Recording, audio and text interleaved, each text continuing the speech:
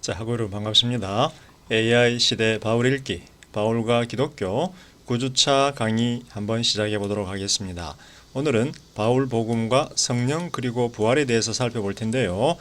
저희가 지금 고린도 교회에 대한 이야기를 계속 진행을 하고 있는데요. 고린도 교회는 성령과 성령이 주는 은사들에 대한 특별한 교훈이 담겨져 있습니다.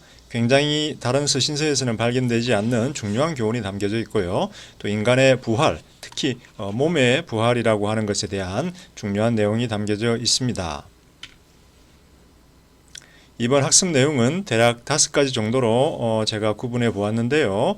성령의 은사들과 사역자들, 그리고 은사들이 주어지는 목적, 그리고 성령의 은사들과 사랑, 그 다음에 고린도 교회의 교회와 성도들의 몸, 그리고 성도들의 몸의 부활, 이렇게 5가지로 구분해 보았습니다. 위의 3개는 성령의 은사들에 대한 내용이고요. 밑에는 몸과 부활에 대한 내용입니다.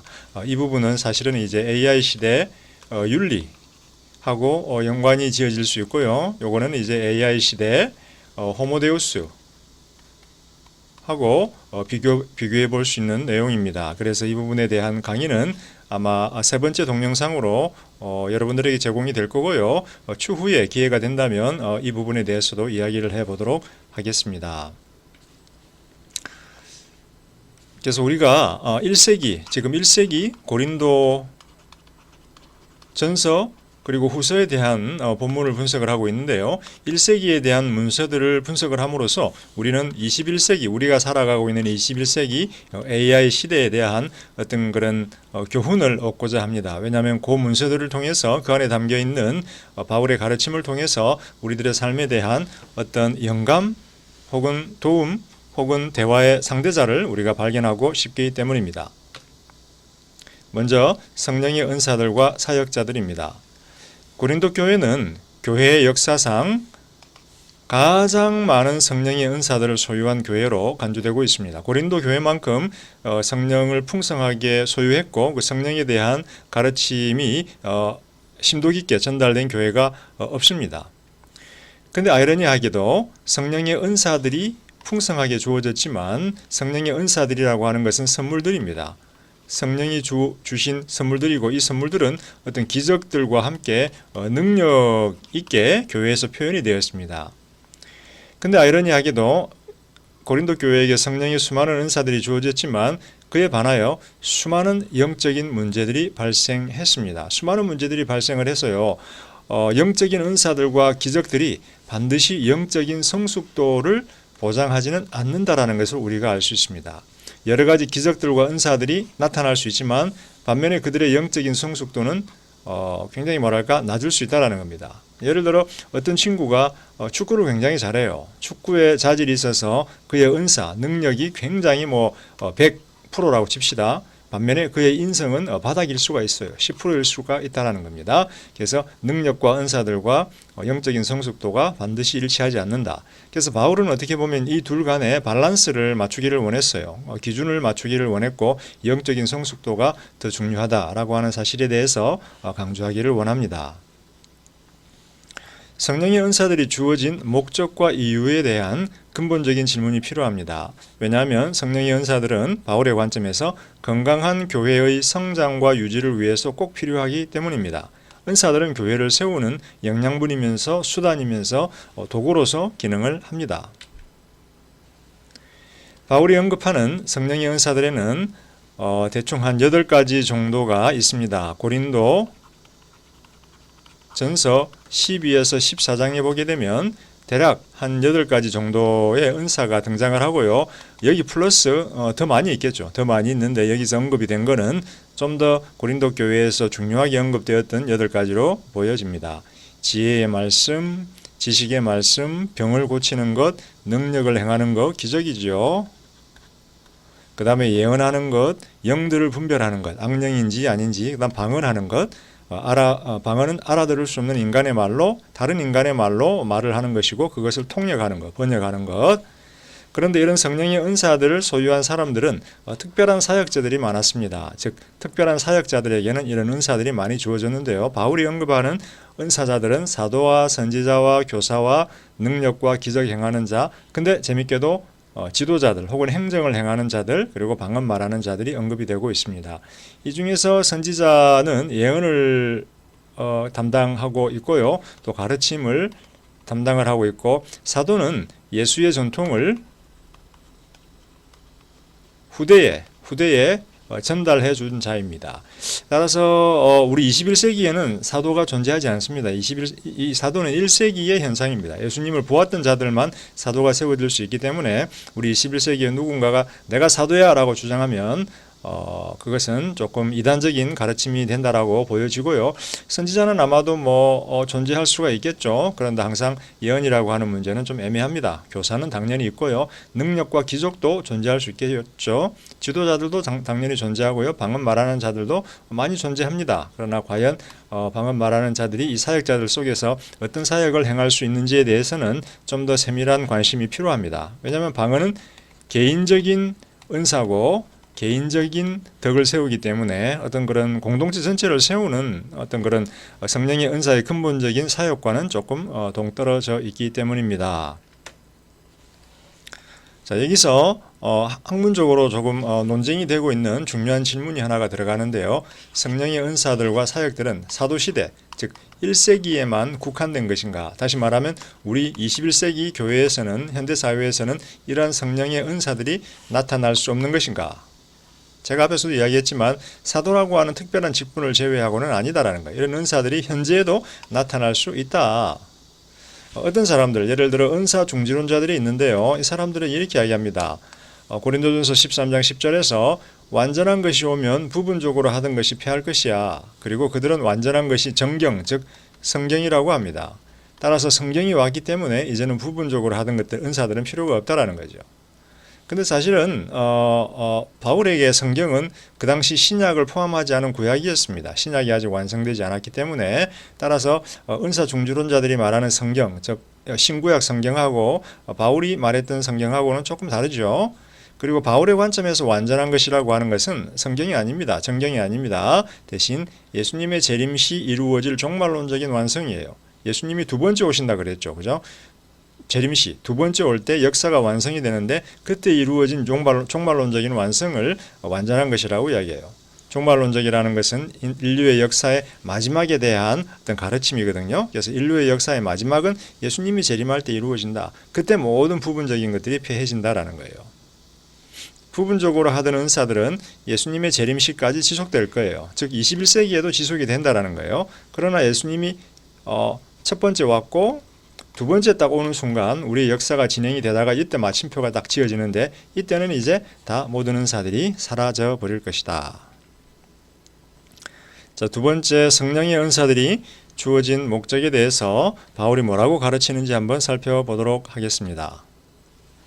성령의 은사들이 주어진 목적은 굉장히 분명합니다. 그것은 뭐냐면 교회, 즉 성도들이 모임이 교회인데 이 모임은 예수 그리스도의 우주적인 몸이라고 그렇게 바울은 봅니다. 교회가 성도들의 모임인데 이게 바로 예수 그리스도의 우주적인 몸이라는 거예요. 그래서 성령의 은사들은 이 그리스도의 몸된 교회를 세우기 위해서 주어졌다라는 거예요. 나를 세우기 위함도 아니고 내 개인의 어떤 그런 이익을 위해서가 아니라 이 공동체를 세우기 위해서 주어졌다라는 거예요. 따라서 공동체를 세우기 위해서 성령의 은사들이 개인들에게, 사람들에게 주어지는데, 특별한 기적이나 능력들이 주어지는데 내 뜻이 아니라 주고자 하는 성령의 뜻을 따라 주어진다는 거예요. 내가 원하는 것, 받고 싶은 것이 주어지는 것이 아니라 성령께서 주고자 하는 대로 자신의 뜻을 따라 주어진다라는 것이에요. 사람들이, 크리스찬들이 나는 특별한 은사들이 좋은 것 같아, 방언이 좋은 것 같아, 혹은 예언이 좋은 것 같아, 혹은 기적을 행하고 싶어, 본인이 원한다 할지라도 주어지지 않을 수 있다는 겁니다. 왜? 성령의 뜻을 따라, 주고 싶은 성령께서 결정해서 본인의 뜻을 따라 주기 때문이다라는 것입니다. 성령의 은사들이 주어진 목적, 한 가지 더 이야기를 해보면 다양한 지체들에게 다양한 은사들이 주어집니다. 왜? 몸에는 다양한 지체들이 존재하거든요. 그래서 이렇게 몸이 있으면 손도 있고 발도 있어요. 그림을 잘못 그렸네요. 죄송합니다. 이렇게 그려야 되겠네요. 이렇게 그려야 되는데 눈도 있고 입도 있고 손도 있고. 자, 이렇게 됐는데 어떤 사람은 손이에요. 그죠?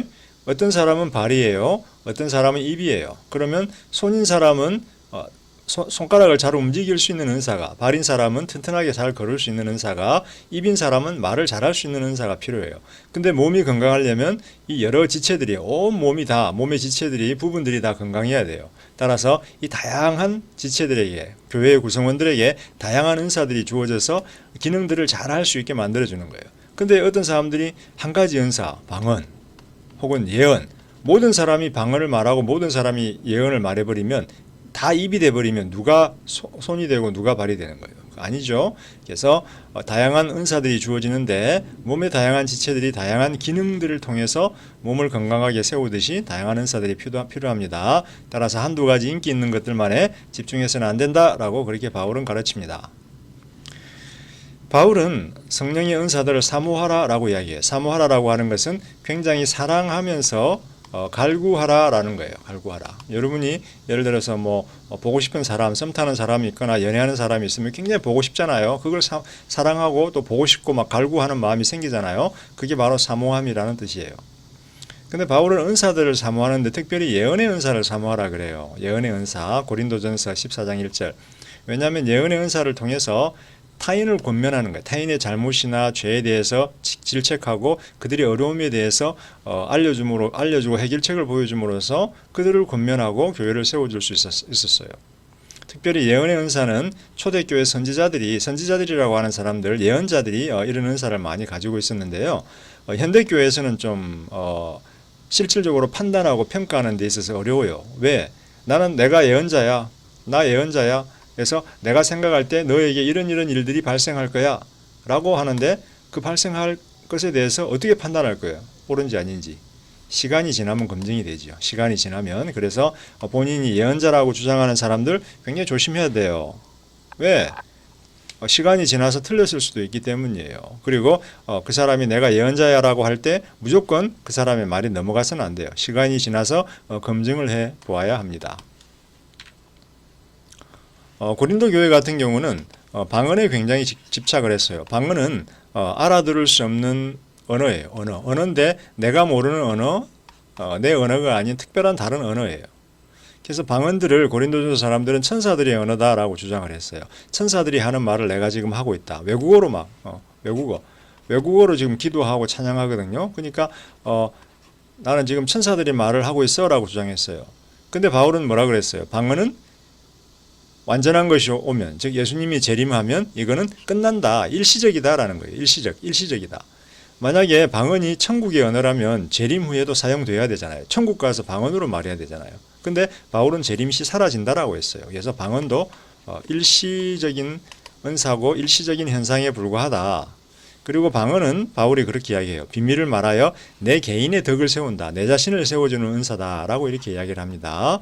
근데 은사의 특징이 공동체를 세우는 것이지요. 그런 면에서 방언은 어떤 공동체를 세운다라는 측면에서는 좀 제일 효과가 떨어지는 은사라고 볼 수 있어요. 개인의 덕은 세우지만. 그리고 비밀을 말한다라고 해요. 방언을 통해서. 그런데 바울에게 최고의 비밀은 그 어떤 숨겨진 일들이 아니라 십자가의 복음이에요. 예수 그리스도의 십자가의 복음입니다. 따라서 우리가 말할 수 있는 최고의 비밀은 십자가의 복음이기 때문에 방언을 통해서 혹은 예언을 통해서 특별한 감추어진 일들에 대한 지혜와 비밀을 깨닫는다고 해서 여러분들이 무언가 내가 굉장히 대단한 경험을 하고 있어 라고 오해하시면 안 된다라는 거예요. 왜? 최고의 비밀은 십자가의 복음이기 때문에 여러분들이 십자가의 복음을 알고 또 우리가 십자가의 복음에 대해서 깨달을 때 최고의 비밀을 이미 깨달았다라고 바울은 가르친다라는 거예요. 자, 세 번째, 성령의 은사들과 사랑에 대해서 한번 나누어 볼 텐데요. 고린도전서 12, 14장의 내용을 잘 담고 있어요. 바울은 고린도전서 13장 1절하고 14장 1절에서 고린도 교회 성도들이 가장 즉 가장 추구하고 쫓아야 될 것은 바로 사랑이라고 하는 은사라고 이야기해요. 사랑은 성령의 은사예요. 즉 성령이 주어야 되는 것이고요. 동시에 열매예요. 내가 열심히 살아가면서 성령을 따라 살아가면서 맺어야만 하는 열매예요. 그래서 굉장히 독특해요. 사랑은 은사이면서 열매다. 주어지면서 성령에 의해서 주어지면서 동시에 내가 맺어야 된다라는 거예요. 독특해요. 그런데 사랑은 모든 은사들을 사용하는 근본적인 원칙이에요. 즉 뭐 예언, 방언, 기적 뭐 이런 놀라운 일들을 할 때 이 사랑이 이러한 은사들을 사용하는 기본적인 원칙이라는 거예요. 다시 말하면 내가 예언을 하는데 사랑이 없이 예언을 하면 저주가 될 수 있어요. 사랑의 마음을 가지고 하라는 거예요. 기적을 베푸는데 그냥 과시를 위해서 기적을 베풀 수 있어요? 그러지 말라는 거예요. 기적이 필요한 자들을 향한 사랑을 가지고 하라는 거예요. 예수님의 모습을 기억을 해야 되겠죠, 여기서. 동시에 어떤 은사들이 참된 것인지 아닌지 여부에 대한 궁극적인 판단 기준이에요. 어떤 사람이 자신이 예언자라고 그래요. 예언을 하는데 다른 교회 성도들 혹은 뭐 지체들에 대한 사랑이 없어요. 저주를 해요. 그 사람은 사랑이 없으므로 참다운 예언자라고 할 수가 없어요. 기적을 베푸는 자도 마찬가지고요. 그래서 사랑이라고 하는 것이 은사들을 사용하는 근본 원칙이 되는 동시에 그 특별한 사람들이 사용하는 은사의 진위성 여부에 대한 궁극적인 판단 기준이 된다라는 거예요. 그러므로 결론이에요. 성령의 은사들은 그리스도의 몸된 교회의 지체들을 섬기고 돌보아 그 몸을 세우는 거예요. 그 몸은 교회예요. 따라서 이 은사들을 사용하는 가장 중요한 바탕은 근간은 바로 사랑이에요. 사랑의 마음을 가지고 살아가고 은사들을 사용해라 라는 거예요. 자, 성령의 은사들과 AI 시대 현대 교회에 대해서 한번 살펴보려고 해요. 여기 보면은 지구가 있고 뭐 화학, 뭐 전기불, 그다음에 저 뭐예요? 인공위성, 로켓, 그다음에 자석 뭐 하면서 핵도 보이고 중성자도 보이고 하죠.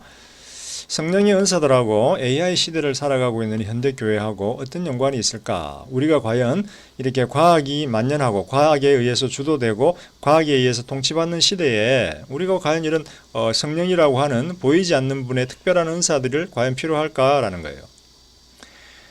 은사 중지론자들은 은사는 더 이상 필요 없다라고 이야기를 해요. 우리 AI 시대 21세기 현대교회는 은사가 더 이상 필요 없다. 근데 이런 분들의 경우는 좀 건조한 지성주의에 빠질 때가 많아요. 왜냐하면 무언가 그 안에 있는 생기와 활동성이 사라질 때가 많아요. 지성적으로 뭔가 잘 아는 것 같고 진리에 대해서 잘 깨닫는 것 같고 지식을 가지고 있는 것 같은데 건조해요. 많은 지식을 가졌는데 건조해 보여요.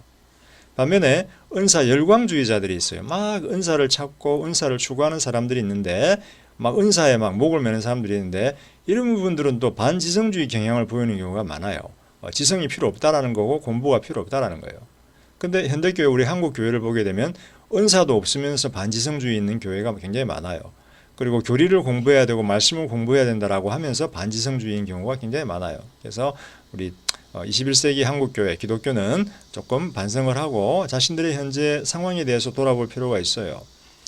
성령의 은사들은 희소해요. 그런데 성령의 은사들은 성령의 현저한 역사는 능력 있는 활동을 의미하거든요. 이 활동을 의미하고 동시에 생기를 의미해요. 그래서 성령의 은사들이 없으면 성령의 나타남이 없고 따라서 교회의 생기가 부족해요. 그러므로 은사들이 꼭 필요해요. 교회의 생기를 불어넣는. 그런데 현대교회의 현실과 이상은 좀 다르죠. 현대교회의 이상은 뭐예요? 은사들도 넘쳐나야 되고 지식도 넘쳐나야 돼요. 사실은 말씀과 지식과 지혜의 말씀이 성령의 은사들 중에 일부분인데 한국교회 같은 경우는 은사들도 없고 지식과 지혜의 말씀도 없어요. 이게 지금 한국교회의 한국 기독교의 현실이에요. 그래서 현대 한국교회는 성령의 은사들에 대한 회복이 고린도 교회처럼 좀 필요하다. 그러면 과학의 축복은 어떻게 할 거예요? 우리가 성령을 추구하면서 현대 문명과 과학 문명을 거절할 건가요? 그렇지 않죠. 과학의 축복, 예를 들어서 의술 이런 것들은 다 하나님의 현대교회를 향한 축복이에요. 예수님께서 병들을 고쳐주셨는데 예수님이 모든 곳을 다 갈 수가 없었고 모든 사람을 다 만날 수가 없었어요. 그리고 지금 21세기에 예수님은 하나님에 계세요. 따라서 하나님께서 자신이 베푸셨던 기적을 보편화하는 거예요. 보편화시켜서 의학이 의학으로 발전시켜 주셨어요. 그래서 하나님의 기적과 치료를 우리가 의술 속에서 보편화된 혜택으로 경험을 하고 있는 거예요. 그래서 성령의 은사들과 과학의 축복이 항상 대치되거나 갈등을 일으킬 필요가 없다라는 거예요. 예를 들어서 여러분이 어떤 병을 걸렸다. 암 혹은 뭐 질병에 걸렸다. 그러면 성령의 은사 중에서 기적을 베푸는 은사만을 추구하면서 집에서 기도만 해야 될까요? 그렇지 않죠. 과학의 축복을 경험하라는 거예요. 하나님이 주시는 보편화된 기적으로서의 의술을 경험해서 암과 질병도 고침 받으라는 거예요. 동시에 기도하면서 성령의 치유를 강구하라는 거예요. 자, 이렇게 해서 여러분 성령의 은사들에 대한 첫 번째 동영상을 마쳤고요. 잠시 후에 두 번째 9주차 2차 시 두 번째 동영상을 통해서 고린도 교회와 성도들의 몸 그리고 몸의 부활에 대해서 다시 한번 자세히 여러분들하고 논의해 보도록 하겠습니다. 여러분 잠시 후에 뵙겠습니다.